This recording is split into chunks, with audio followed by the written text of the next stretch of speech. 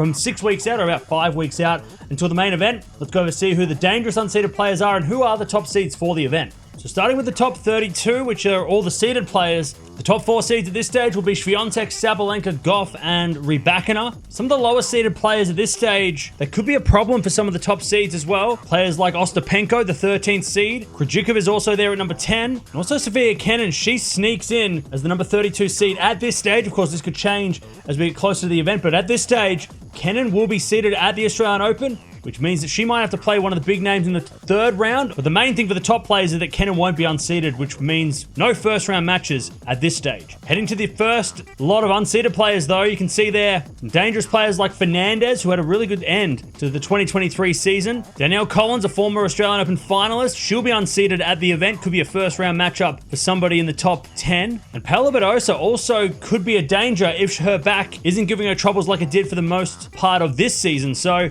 another dangerous unseeded player there. Going a bit further down the top 100 now, and you can see some dangerous players such as Townsend, who's been really good at the slams over her time. Also Fruhvirtova, a young player that we've been keeping an eye on the last couple of years. She could be a dangerous unseeded player for the first round for somebody. But then the main ones, you can see there, the players with protected rankings, Brady, Kerber, Tomanovic, Osaka, all very dangerous first round opponents for possibly a top 4 seed or even a top 10 seed. Of course, Osaka and Kerber coming back from having children, and Brady still gets a protected ranking despite playing a little bit last year. Also Tomanovic coming back for the first time in a long time as well. So some really scary first round opponents potentially for players like Swiatek, Sabalenka, Rybakina, even Gauff, especially Naomi Osaka. You don't want to play her in a first round of a Grand Slam ever. So there it is. That is the seeds, or at least that's what the seeds are looking like 5 weeks out. They do lock the seeds in about a week before the slam, so this could change, but that's the entry list as well. That's who's playing at this stage. Of course, wildcards, qualifiers, all that kind of stuff hasn't been announced